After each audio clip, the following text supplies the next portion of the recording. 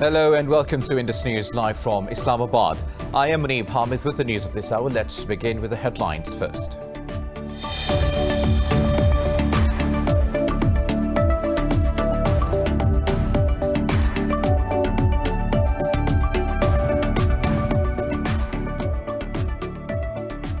The Taliban say their high-level delegation will discuss the Afghan peace process with senior Pakistani officials in Islamabad today. In a tweet, Taliban spokesperson Suhail Shaheen said the delegation is being led by Mullah Abdul Ghani Baradar Akhund. Meanwhile, Pakistan's Foreign Office spokesperson Zahid Hafiz Chaudhry said the Taliban are visiting on Islamabad's invitation. The visit comes amid Islamabad's continuous efforts to push the warring sides in Afghanistan to start direct talks.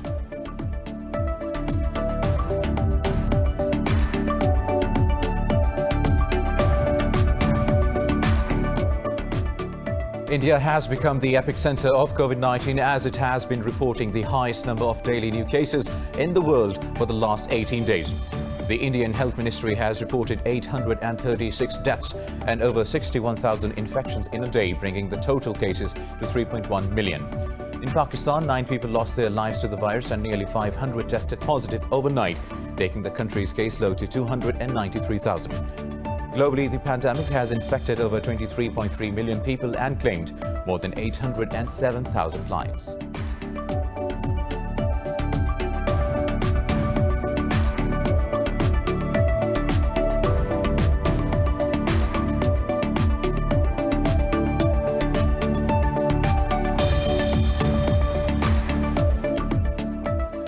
The hearings of New Zealand's Christchurch terrorist attack on 2 mosques in 2019 have begun.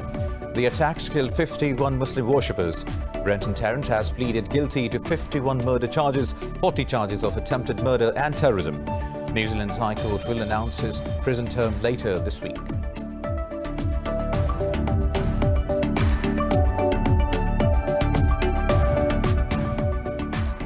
An explosion on the Arab gas pipeline has caused a total blackout in Syria. State media says the explosion occurred between the Ad-Damer and Adra areas in the northeast.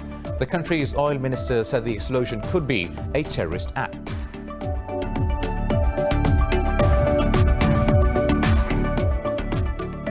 And in football, Bayern Munich have won the Champions League after beating Paris Saint-Germain by 1-0 in Lisbon. Midfielder Kingsley Coman scored a 59th minute winner to secure the 6th title for the German side.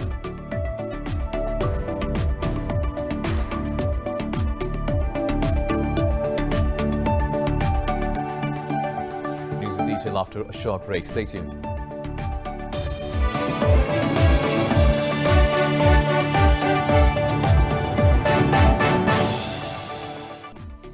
Welcome back. Now we'll have the news in detail.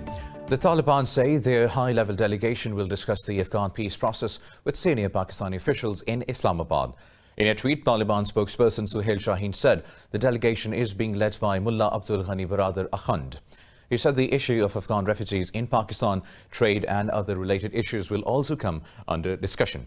Meanwhile, Pakistan's Foreign Office spokesperson Zahid Hafiz Chaudhry said the Taliban are visiting on Islamabad's invitation. The last time a Taliban delegation visited Pakistan in October last year. The current visit comes amid Islamabad's ongoing efforts to push the warring sides in Afghanistan to start direct talks. Now, the hearings of New Zealand's Christchurch terrorist attack on 2 mosques in 2019 have begun. The attacks killed 51 Muslim worshippers.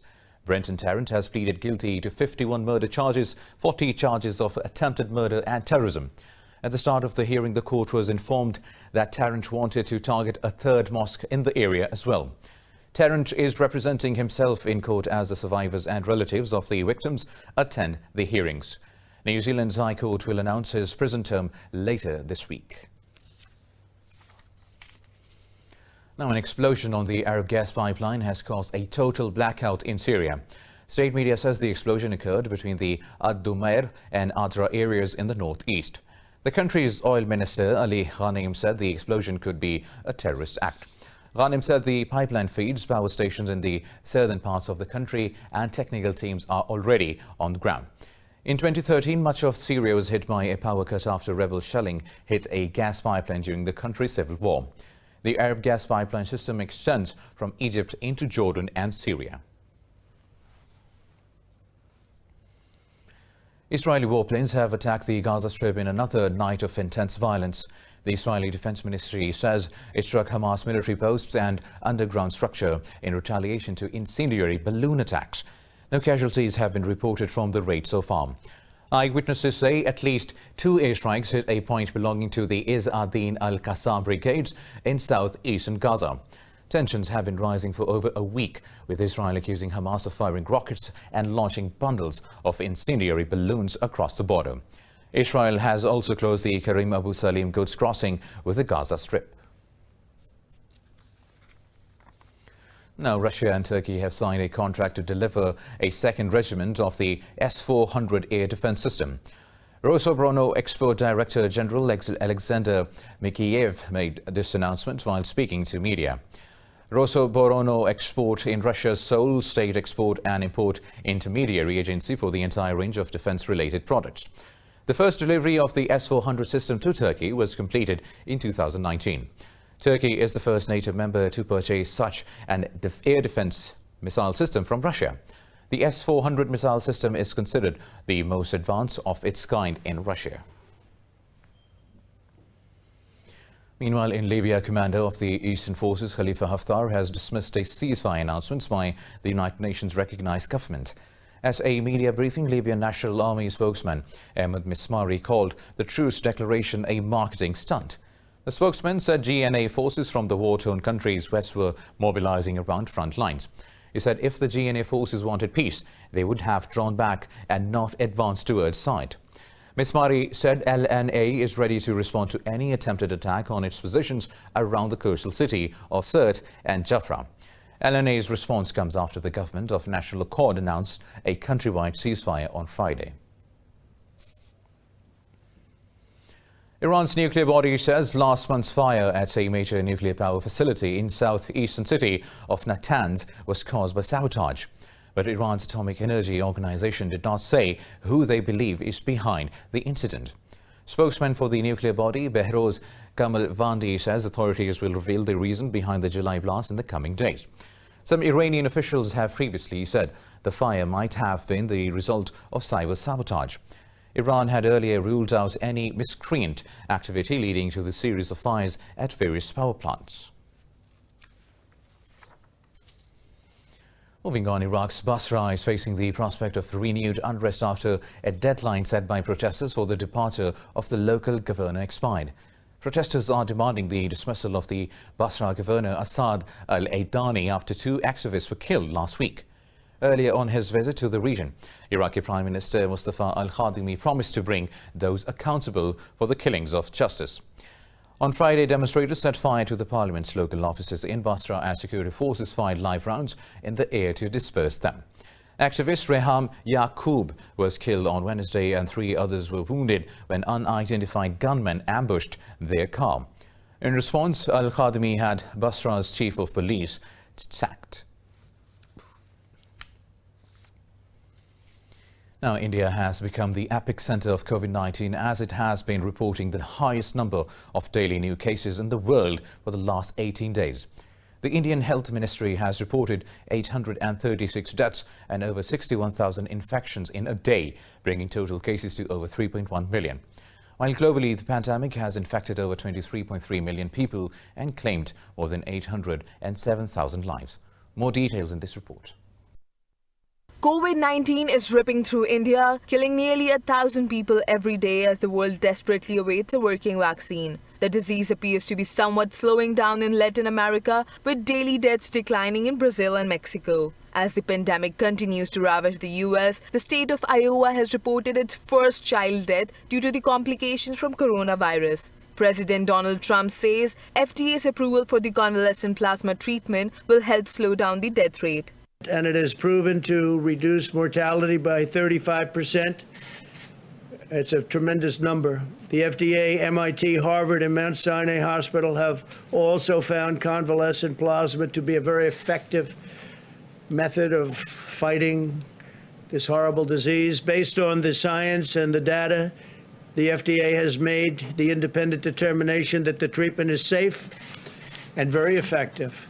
In Europe, the UK Health Minister called for children to return to schools, saying missing school pose a greater risk to children than COVID-19. Meanwhile, Germany has further tightened travel and border restrictions after witnessing a 4-month high infection rate. But the outbreak is finally on the decline in Australia's COVID-hit state of Victoria, as it reported its lowest daily infections in 7 weeks.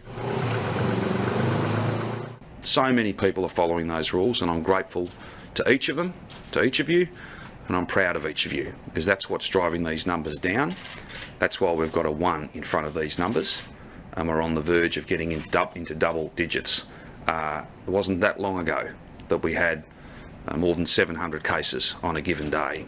China has reported 0 domestically transmitted cases in the past 24 hours, while the recent surge in South Korea too has somewhat decreased, with the daily cases falling down to 266. Meanwhile, 9 patients of COVID-19 have succumbed to the infection in Pakistan, taking the death toll in the country to 6,244.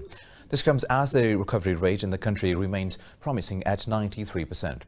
Data by the Health Ministry shows a decline in the infection rate, with a little over 10,000 active cases remaining in the country. The ministry said nearly 496 people tested positive in the past 24 hours, taking the tally to over 293,000.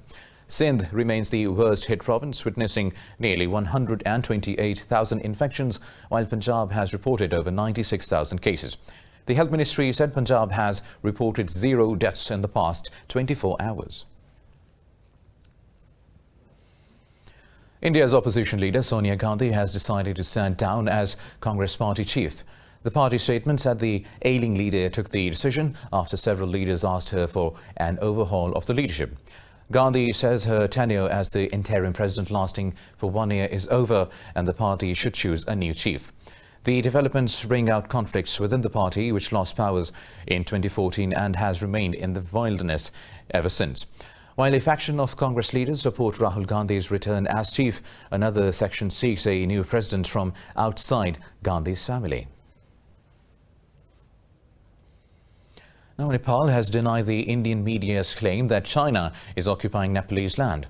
Nepal's foreign ministry slammed flagrant reports about its territory, which was violated by the support of Prime Minister Khadga Prasad Sharma. The government also refuted the claims first made by Nepalese media, which later apologized for the publishing the report. An Indian news agency alleged China has occupied Nepal's land, spreading over 7 bordering districts. The Foreign Ministry said Kathmandu and Beijing will solve any issue through consultation. The boundary between Nepal and China is demarcated on the basis of the Boundary Treaty of 1961. Meanwhile, opposition supporters in Belarus have held a mass rally in the capital Minsk against the disputed presidential election. Tens of thousands filed the central square despite a heavy police presence. Minsk's streets turned red and white as demonstrators carried flags symbolizing their opposition to President Alexei Lukashenko. The protesters say they want Lukashenko to resign as he stole the election. In state media footage, Lukashenko was shown flying over the protests in a helicopter wearing body armor and holding a rifle. Opposition leader Maria Kolesnikova led the rally in the capital. Our resistance is a marathon. The regime cannot deal with this marathon, but we can. We have the will, strength and support of each other. We shall all right.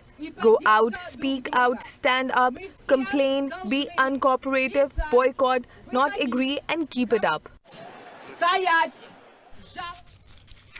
Earlier, the Defense Ministry issued a direct warning to the protesters, saying the army would deal with security around National World War II memorials. Now, U.S. Deputy Secretary of State Stephen Bacon is set to travel today to Lithuania, Russia and Ukraine on a 3-day visit. In a statement, the State Department said Bacon will meet senior government leaders to discuss regional issues. The visit comes as Washington seeks a peaceful resolution to Belarus's election crisis. Washington and the European Union have condemned the election as marred by irregularities. On Thursday, Secretary of State Mike Pompeo urged Belarus President Alexander Lukashenko to accept international help in opening talks with the opposition. Pompeo has also warned Russia not to intervene. More news coming up after a short break. Stay tuned.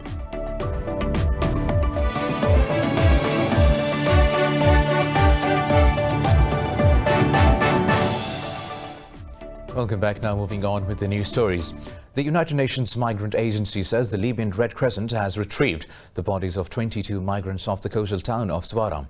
IOM's Libya mission chief Federico Souda said the deaths are the result of the hardening policy towards people fleeing conflict and extreme poverty. Officials say the retrieved bodies were all African males, but they said the nationalities of the victims were unknown. Earlier on Wednesday, the UN aid agency said dozens of migrants and refugees had perished off Libya in the deadliest shipwreck so far this year. The latest tragedy brings the death toll to 302 migrants and refugees known to have perished on the route this year.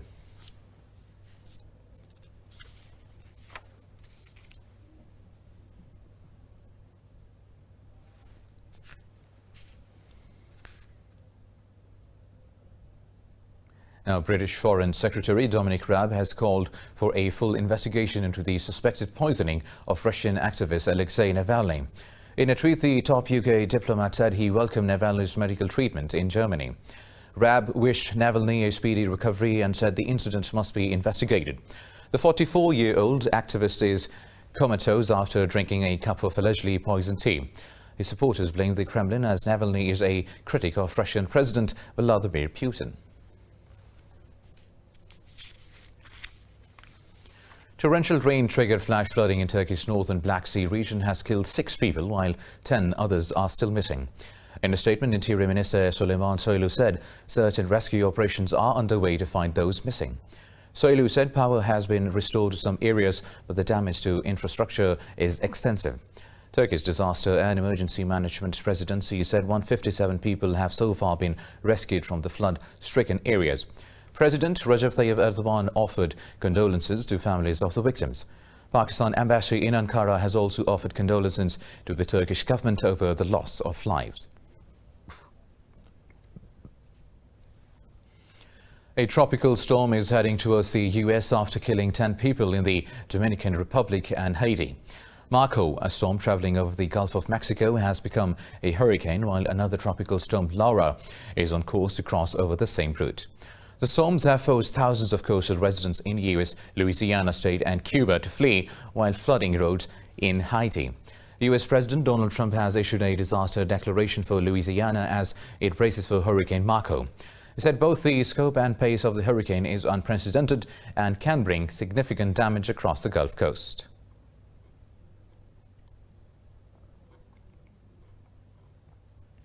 The scope of the storms and also the fact that they come so quickly after one another. Both storms have the potential of gathering strength before they make landfall and could cause significant damage across the Gulf Coast and also in Puerto Rico.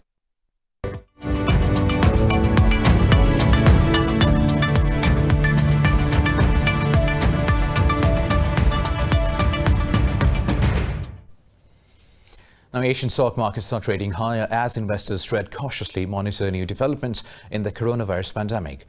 US President Donald Trump's administration is also considering tracking the UK's experimental coronavirus vaccine. Mainland Chinese shares are trading in positive territory. Hong Kong's Hang Seng has gained almost 1.5%, while Seoul's Kospi is up over 0.5%. Japan's Nikkei 225 is also trading up fractionally. Australia's ASX 200 is trading marginally higher. Overall, the MSCI Asia ex-Japan index has gained over 0.5%. Meanwhile, international benchmark Brent crude futures slightly lower to over $44 per barrel.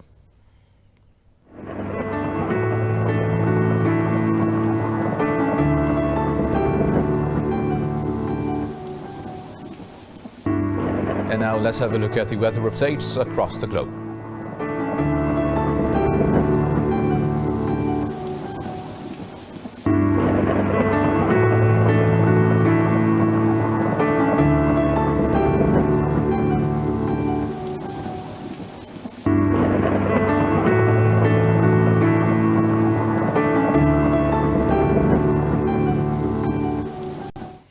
Well, that's all for now. For the latest updates, you can follow us on social media at indus.news. Take care.